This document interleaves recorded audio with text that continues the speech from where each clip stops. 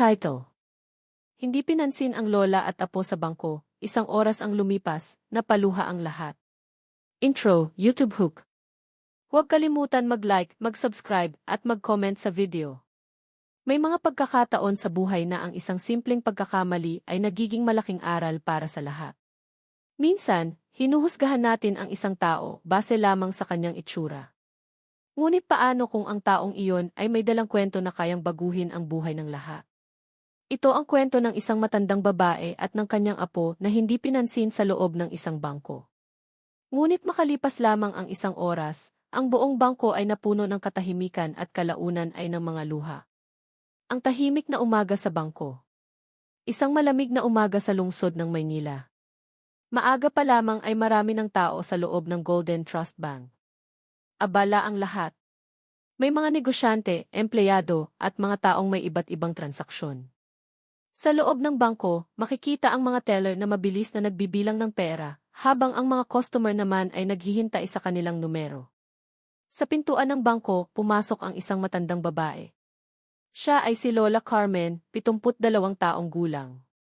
Suot niya ang isang lumang damit at hawak ang isang maliit na bag. Kasama niya ang kanyang apo na si Miguel, isang batang 10 taong gulang lamang. Ang kanilang itsura ay simple. Halatang hindi sila mayaman. Ang sapatos ni Miguel ay medyo luma. Ang damit ni Lola Carmen ay tila matagal nang ginagamit. Pagpasok pa lamang nila sa bangko, napansin na agad sila ng ilang tao. Ngunit sa halip ng umiti o bumati, karamihan ay napatingin lamang sa kanila at pagkatapos ay nagpatuloy sa kanilang ginagawa. Ang unang pagtanggi. Lumapit si Lola Carmen sa information desk. "Magandang umaga po," mahina niyang sabi. "Gusto ko sanang makausap ang manager." Tumingin ang babae sa desk mula ulo hanggang paa kay Lola Carmen. May bahagyang pagdududa sa kanyang mukha. "May appointment po ba kayo?" tanong niya. Umiling si Lola Carmen. "Wala po. Pero mahalaga po sana." Napabuntong hininga ang babae. "Pasensya na po, pero maraming trabaho ang manager. Kailangan po ng appointment." Tumango lamang si Lola Carmen. Hindi siya nagreklamo. Hindi siya nagalit. Tahimik lamang siyang ngumiti.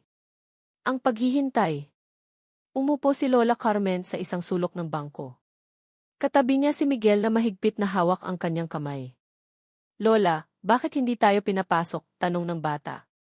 Ngumiti si Lola Carmen. "Minsan, apo, kailangan lang natin maghintay." Lumipas ang ilang minuto. Pagkatapos ay kalahating oras. Ang ibang tao sa bangko ay napapatingin sa kanila. May ilan na nagbubulungan. Bakit nandito ang mga pulubi? Siguro nang hihingi ng tulong.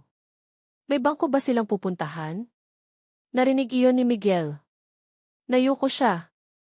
"Lola, gusto ko nang umuwi." Hinawakan ni Lola Carmen ang kanyang kamay.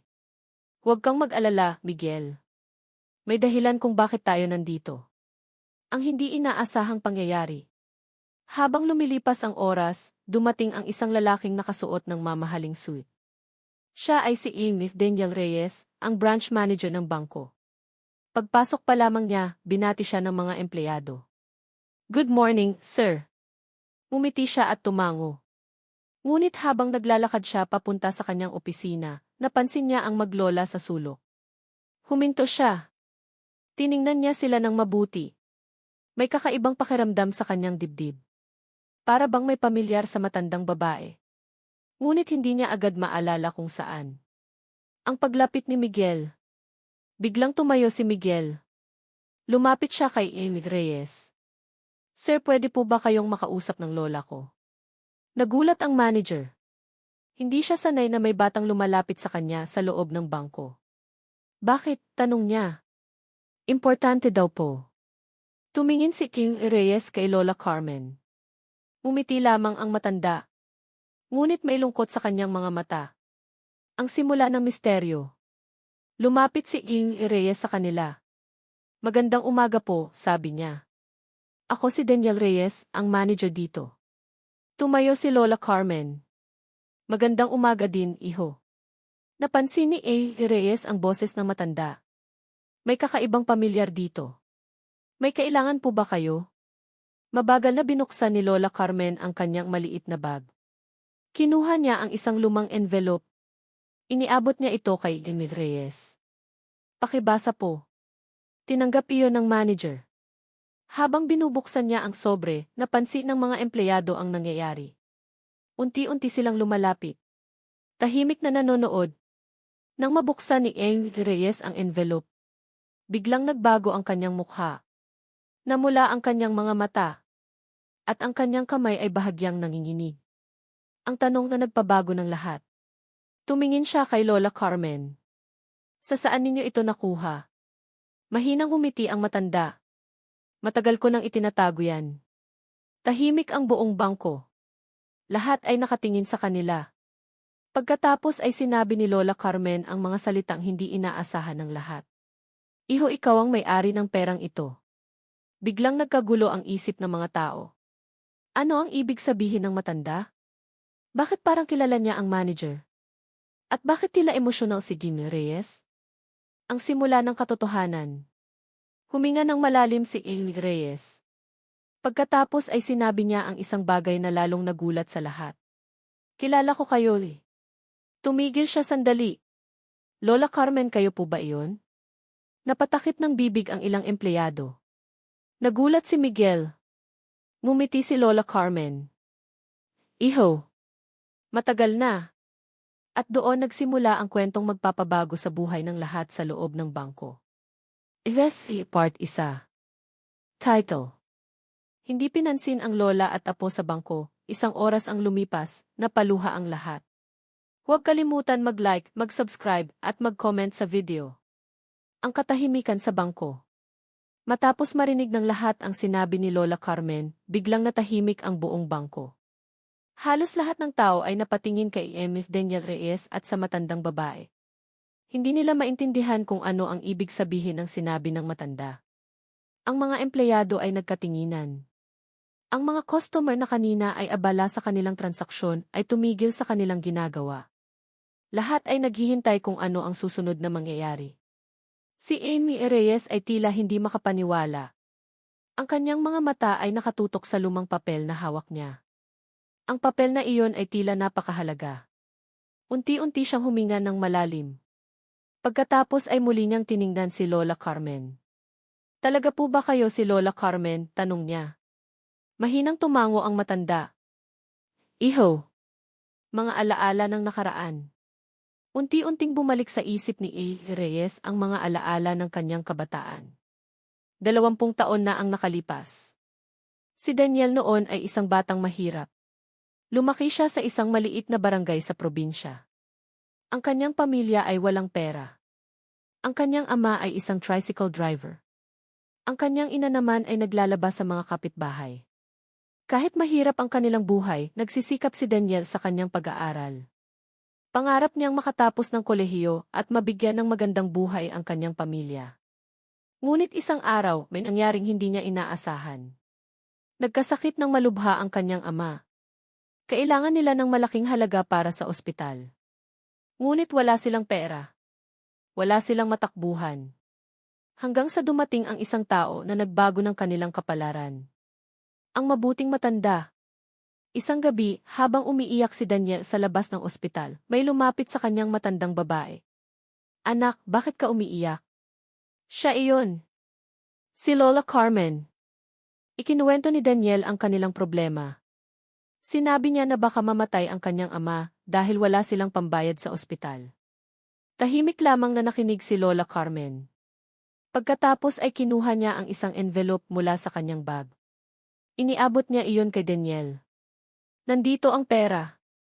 Nagulat ang bata. Lola, hindi ko po ito matatanggap. Ngunit mumiti lamang ang matanda. Anak, hindi ito utang. Tulong ito. Kapag dumating ang araw na ikaw ay matagumpay na tulungan mo rin ang ibang tao. Ang pangakong hindi nakalimutan. Ang perang iyon ang nagligtas sa buhay ng ama ni Daniel. Dahil sa tulong na iyon, nagpatuloy si Daniel sa pag-aaral. Nag-aral siya ng mabuti. Nagtrabaho siya habang nag-aaral. Hanggang sa makapagtapos siya ng kolehiyo sa kursong finance. Kalaunan, nakapasok siya sa isang bangko. Unti-unti siyang umangat. Hanggang sa naging branch manager siya ng Golden Trust Bank. Ngunit sa kabila ng lahat ng kanyang tagumpay, hindi niya kailanman nakalimutan ang matandang tumulong sa kanya. Ang problema lang, hindi na niya muling nakita si Lola Carmen. Pagbabalik sa kasalukuyan. Bumalik sa kasalukuyan ang isip ni Amy Reyes. Tumingin siya kay Lola Carmen. Ang kanyang mga mata ay puno ng emosyon. Kayo po pala talaga iyon. Umiti ang matanda. Iho. Ang reaksyon ng mga tao. Ang mga empleyado ng bangko ay nagulat sa kanilang narinig. Ang ilang customer ay napabuntong hininga. May ilang tila nahihiya. Kanina lamang ay pinagusgahan nila ang matanda dahil sa kanyang itsura. Ngunit ngayon nalaman nila ang katotohanan. Ang babaeng hindi nila pinansin ay minsang tumulong sa taong nasa mataas na posisyon ngayon. Ang tanong ni Miguel.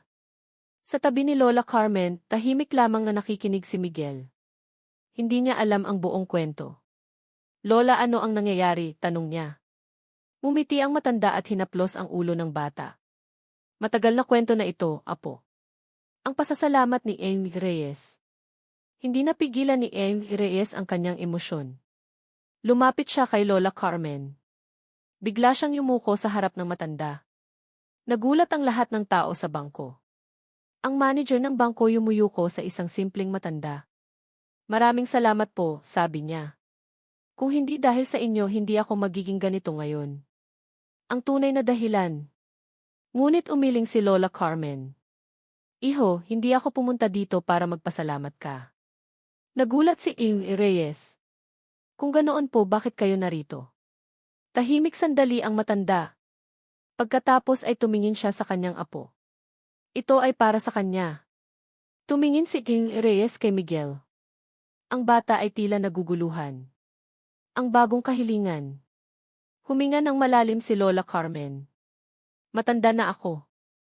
At hindi ko alam kung hanggang kailan pa ako mabubuhay. Tahimik ang buong bangko. Ang apo ko na si Miguel, siya na lang ang pamilya ko. Naramdaman ng lahat ang bigat ng sinabi ng matanda. Ang hiling ng lola. Ang hiling ko lang ay mabigyan siya ng pagkakataon sa magandang buhay. Katulad ng pagkakataong ibinigay ko noon sa iyo. Hindi nakapagsalita si Amy Reyes. Ang kanyang mga mata ay muling napuno ng luha. Ang desisyon. Huminga ng malalim si Amy Reyes. Pagkatapos ay tumingin siya kay Miguel. Ano ang pangarap mo, Miguel? Mahinang sumagot ang bata. Gusto ko pong maging doktor. Napangiti si Amy Reyes. Ang simula ng pagbabago. Sa sandaling iyon, may desisyon na ginawa si Amy Reyes na magbabago sa buhay ng lahat. Ngunit wala pang nakakaalam kung gaano kalaki ang magiging epekto nito. At iyon ang magiging simula ng pangyayaring magpapaiyak sa buong bangko makalipas ang isang oras. That's Part 2. Title. Hindi pinansin ang lola at apo sa bangko, isang oras ang lumipas, napaluha ang lahat. Huwag kalimutan mag-like, mag-subscribe, at mag-comment sa video. Ang mabigat na katahimikan. Matapos marinig ng lahat ang hiling ni Lola Carmen para sa kanyang apo na si Miguel, tila naging mabigat ang hangin sa loob ng bangko. Ang mga tao na kanina ay nagbubulungan at nagmamadali sa kanilang transaksyon ay biglang natahimik. Ang ilang empleyado ay napayuko. May ilan na tila nahihiya sa kanilang mga sarili. Kanina lamang, ang matandang babaeng ito ay hindi nila pinansin. Ang iba pa ay nag-isip na baka pulubi lamang siya. Ngunit ngayon, nalaman nila ang katotohanan. Ang babaeng iyon ang tumulong sa kanilang manager noong siya ay bata pa at naghihirap. At kung hindi dahil sa kanya, marahil ay hindi magiging manager si Kenneth Daniel Reyes ngayon. Ang emosyon ni Amy Reyes. Tahimik na nakatayo si Amy Reyes sa harap ni Lola Carmen. Hindi niya maitago ang emosyon sa kanyang mukha. Ang kanyang mga mata ay bahagyang namumula. Huminga siya ng malalim bago siya nagsalita. Lola Carmen, hindi ko po makakalimutan ang tulong ninyo sa akin. Minsan ko nang ipinangako sa sarili ko na kapag naging matagumpay ako, tutulungan ko rin ang ibang tao. Tumango si Lola Carmen. Alam ko, iho. At nakikita ko na tinutupad mo ang pangakong iyon. Ang bata na may pangarap. Tumingin si King Reyes kay Miguel. Ang bata ay tahimik lamang na nakatayo sa tabi ng kanyang lola. Mahigpit niyang hawak ang lumang bag ng matanda. Sa kanyang mukha ay makikita ang halo ng pagkalito at pag-asa. Lumapit si Ing Reyes sa kanya at ngumiti. Miguel, tama ba? Tumango ang bata. Opo. Ano ang sabi mo kanina? Gusto mong maging doktor? Muling tumango si Miguel. Opo, sir. Ang pangarap ni Miguel. Dahan-dahang nagsalita si Miguel. Gusto ko pong maging doktor para matulungan ang mga may sakit. Katulad ng ginawa ng doktor sa lola ko noong nagkasakit siya. Nagulat si Ing Reyes. Nagkasakit ang lola mo? Tumango ang bata. Opo. Noong nakaraang taon po. Tahimik na nakinig ang mga tao sa bangko. Unti-unting lumalalim ang kwento. Ang sakripisyo ng lola. Huminga ng malalim si Lola Carmen. Noong nagkasakit ako, halos maubos ang lahat ng ipon ko. Ang pera na dapat sana ay para sa pag-aaral ni Miguel. Napayuko si Miguel. Pero hindi ako nagreklamo. Mas mahalaga ang buhay. Tahimik ang lahat. Ang isang bagong desisyon. Sa sandaling iyon, may ideya na pumasok sa isip ni A. Reyes. Isang ideya na hindi lamang makakatulong kay Miguel, kundi magbibigay din ng inspirasyon sa lahat ng tao sa bangko. Huminga siya ng malalim. Pagkatapos ay tumingin siya sa mga empleyado. Pwede bang tumigil muna ang lahat ng transaksyon? Nagulat ang mga tao. Ang ganitong utos mula sa manager ay bihirang mangyari. Ngunit agad naman sumunod ang mga teller. Unti-unting tumigil ang ingay ng mga makina at ang pagbibilang ng pera. Ang hindi inaasahang anunsyo.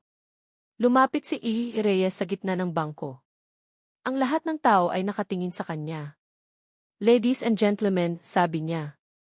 May gusto akong ipaalam sa inyong lahat. Tahimik ang buong bangko. Ang kwento ng utang na loob. Ilang taon na ang nakalipas, sabi ni A. Reyes, ako ay isang batang mahirap. Wala kaming pera. Halos wala kaming makain. Isang araw, nagkasakit ang aking ama. At muntik na siyang mamatay dahil wala kaming pambayad sa ospital. Ang mga tao sa bangko ay nakikinig ng mabuti. Ngunit may isang tao na tumulong sa amin. Dahan-dahan niyang itinuro si Lola Carmen. Siya. Ang pagbabago ng paningin. Napalingon ang lahat kay Lola Carmen. Ang matandang kanina ay hindi pinansin, ang karamihan ngayon ay tinitingnan ng may respeto. May ilang tao ang napapailing. Ang iba ay tila nahihiya sa kanilang sarili. Ang emosyonal na pasasalamat. Lumapit si Ing Reyes kay Lola Carmen. Lola, hindi ko po mababayaran ang kabutihan ninyo. Umiti ang matanda. Hindi ko kailangan ng kapalit. Ang gusto ko lang ay magkaroon ng magandang kinabukasan ang apo ko. Ang malaking desisyon. Huminga ng malalim si Ing Reyes. Pagkatapos ay ngumiti siya kay Miguel. Miguel, mula ngayon hindi mo na kailangang mag-alala sa pag-aaral mo. Nagulat ang bata. Ano po? Ang scholarship. Tumingin si Eddie Reyes sa lahat ng tao sa bangko. Bilang pasasalamat sa kabutihan ni Lola Carmen. Ang Golden Trust Bank ay magbibigay ng full scholarship kay Miguel. Nagulat ang lahat. Ang ilang empleyado ay napanganga. Ang luha ng Lola. Si Lola Carmen ay tila hindi makapaniwala. Ang kanyang mga mata ay napuno ng luha. Iho, hindi mo kailangang gawin ito. Ngunit ngumiti lamang si Ing Reyes. Kailangan ko po. Ang simula ng mas malaking katotohanan. Ngunit hindi pa doon natatapos ang kwento. Dahil may isa pang lihim na hindi pa alam ng lahat. Isang lihim na lalabas makalipas lamang ang ilang minuto. At ang lihim na iyon ang magpapaiyak sa buong bangko. Part 3. Hindi pinansin ang lola at apo sa bangko, isang oras ang lumipas, napaluha ang lahat. Huwag kalimutan mag-like, mag-subscribe, at mag-comment sa video. Ang katahimikan bago ang lihim. Matapos ipahayag ni A. Reyes ang scholarship kay Miguel, tila nagkaroon ng katahimikan sa buong bangko. Ang mga empleyado ay nanonood sa bawat kilos ni Lola Carmen. Si Miguel ay hindi makapaniwala. Ang kanyang mga mata ay kumikislap sa tuwa. Ngunit ang matanda ay tahimik. Ang kanyang mukha ay seryoso. Si Ing Reyes ay tumingin sa kanya, halatang may iniisip. Isang hakbang papalapit. Dahan-dahang lumapit si Lola Carmen sa gitna ng bangko. Tahimik ang lahat ng tao. Ang mga teller ay nakatingin, mga customer ay nakapako ang mata, at ang ilang empleyado ay napapailing. Huwag kayong mag-alala, simula ni Lola Carmen. Hindi ko kayo susubukan, ngunit may isang bagay na kailangan ninyong malaman. Ngumiti siya ng mahinahon, ngunit ang kanyang mga mata ay puno ng emosyon. Ang pagbubunyag. Ang perang tinulong ko kay Amy Reyes noon. Hindi lamang para sa kanya. Tahimik ang bangko. Lahat ay nakikinig. Lumipas ang maraming taon. May mga tao na naniwala na ako ay simpleng matanda lamang isang lola na walang halaga. Ngunit ang aking pamilya ay may koneksyon sa isang malaking yaman. Ang nakalimutang koneksyon. Ngumiti si Lola Carmen habang dahan-dahang binubuksan ang kanyang bag. Ang perang iyon na ibinigay ko bahagi ito ng pamanang iniwan ng aking asawa. Ang aking pamilya ay may malaking negosyo, ngunit hindi ko ito ginamit noon para sa sarili ko. Napakunot noo si Amy Reyes. Ang iba pang empleyado ay hindi makapaniwala. Ang katotohanang lihim. Ngumiti si Lola Carmen at tumingin sa lahat ng tao. Ang aking apo na si Miguel siya ay may karapatan sa pamanang ito. Ngunit hindi ko gusto na makuha niya ito dahil sa pera kundi dahil sa kanyang sipag, kabutihan at pangarap. Tahimik ang buong bangko. Ang ilan ay napabuntong hininga, ang iba ay napaiyak. Ang luha ng pagkakilala. Biglang napuno ng luha ang mga mata ni Amy Reyes. Hindi niya maipaliwanag ang damdamin. Ang babaeng kanina lamang ay pinagusgahan dahil sa kanyang itsura ngayon ay nagpapakita ng isang katotohanan na nagbigay ng aral sa lahat. Ang paghingi ng tawad. Isa-isa, ang mga empleyado ay lumapit kay Lola Carmen. Pasensya na po, sabi ng isang teller. Kanina ay hindi namin kayo pinansin at may nasabi kaming hindi maganda. Tumango si Lola Carmen at ngumiti ng mahinahon. Walang problema, anak.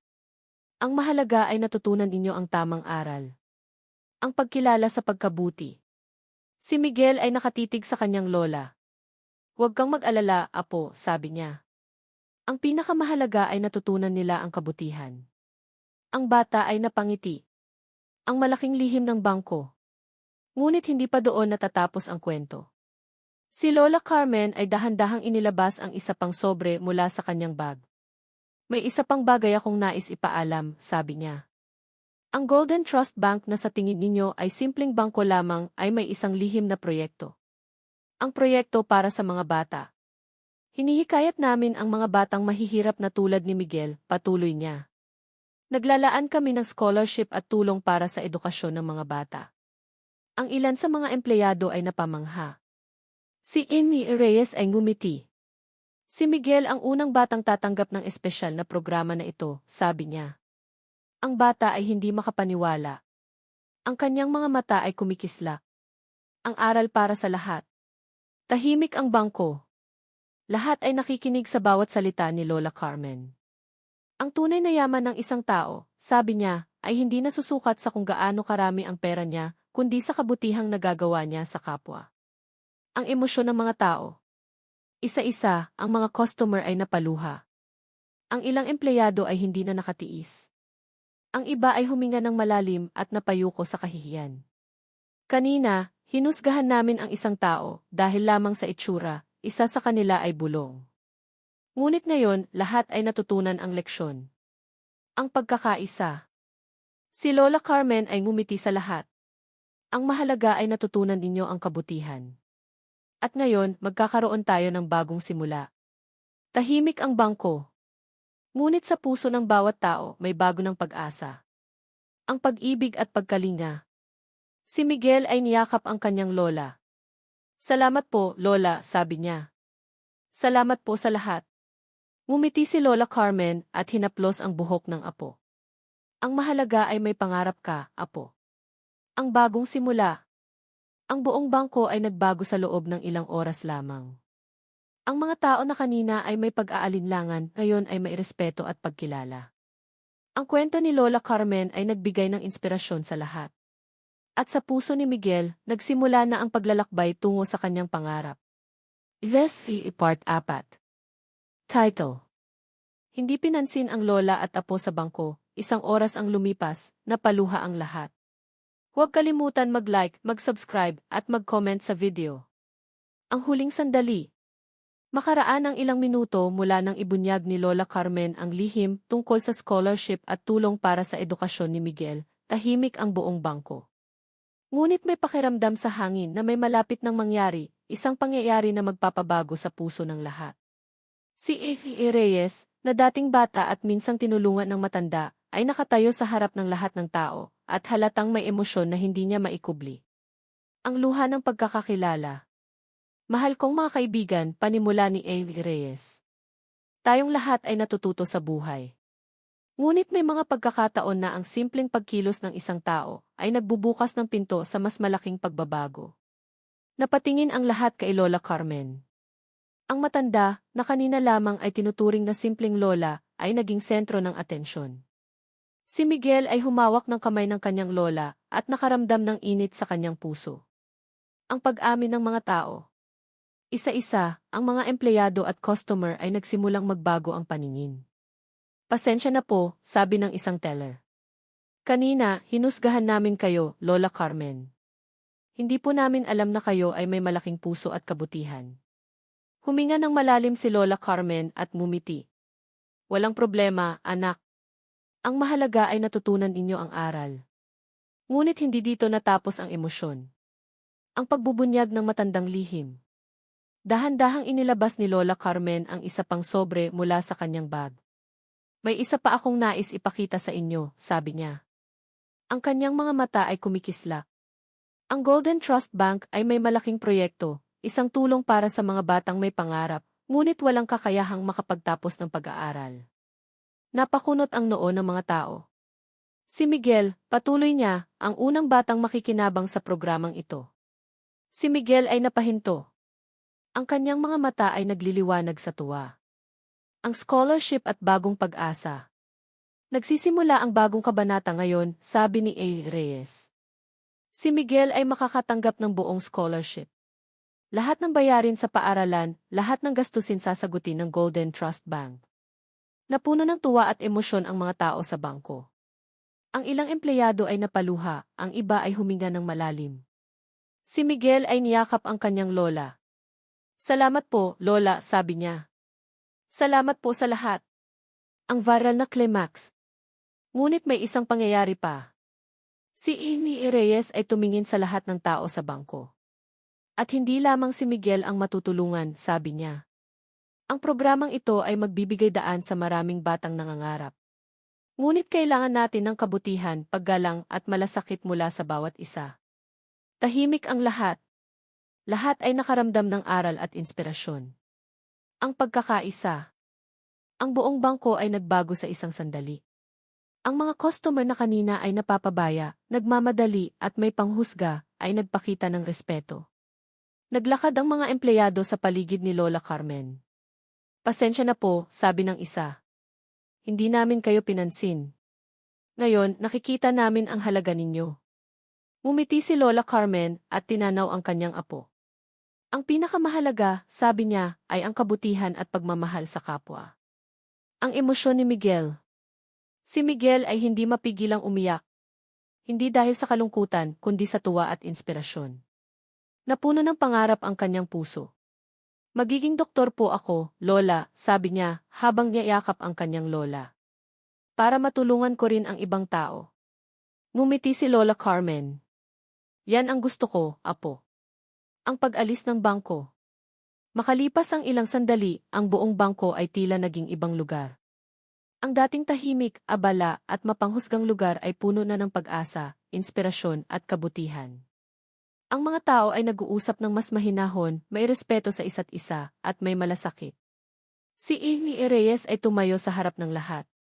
Ang bawat isa sa atin ay may kakayahang gumawa ng kabutihan, sabi niya. At ang simpleng pagkilos ng isa ay maaaring magbago ng buhay ng marami. Ang huling mensahe. Si Lola Carmen ay ngumiti sa lahat. Ang buhay ay puno ng pagkakataon. Huwag kayong humusga sa ibang tao dahil sa kanilang anyo o estado. Tingnan ninyo ang puso ng bawat isa, patuloy niya. At palaging alalahanin ang kabutihan ay nagbabalik sa atin sa paraan na hindi natin inaasahan. Si Miguel ay niyakap muli ang lola. Ang kanyang mga mata ay nagliliwanag ng pag-asa at determinasyon. Ang pag-alis ng maglola. Matapos ang mahahabang sandali ng emosyon, dahan-dahang umalis si Lola Carmen at si Miguel. Ngunit bago sila lumabas, tiningnan niya ang buong bangko. Mag-ingat kayo at maging mabuti sa isa't isa, sabi niya. Ang bawat tao sa bangko ay nanatiling nakatitig. Ang kanilang puso ay puno ng inspirasyon at ang kanilang mga mata ay mailuha ng pagkamangha at paggalang. Ang pagbabago ng lahat. Makaraan ang pangyayaring iyon, ang buong Golden Trust Bank ay nagbago. Ang mga empleyado ay mas maingat at mabait sa bawat customer. Ang mga customer ay mas may respeto sa isa't isa. Si Miguel ay nagsimulang mag-aral ng masigasig, puno ng pangarap. Ang proyekto ng scholarship ay lumawak. Tumulong sa maraming bata sa lungsod, ang pangwakas na aral. Ang kwento ni Lola Carmen at Miguel ay hindi lamang tungkol sa pera o kabutihan. Ito ay tungkol sa paggalang sa bawat tao, pagbibigay ng tulong ng walang inaasahang kapalit, ang simpleng pagkilos ay maaaring magbago ng maraming buhay, at higit sa lahat, ang kabutihan ay palaging nagbabalik sa atin sa tamang oras. Huling linya, YouTube Hook. Huwag kalimutan, viewers, ang kwentong ito ay isang paalala. Huwag humusga sa tao base lamang sa itsura o estado. Ang bawat isa ay may sariling kwento, at minsan, ang taong hindi natin pinansin ay may kapangyarihan na magbago ng buhay ng marami. Mag-subscribe, mag-like, at mag-comment para sa higit pang inspirasyon. Ibahagi ang kwento na ito para maipaalala sa lahat ang halaga ng kabutihan at malasakit sa kapwa. Part 5, Full Emotional Climax.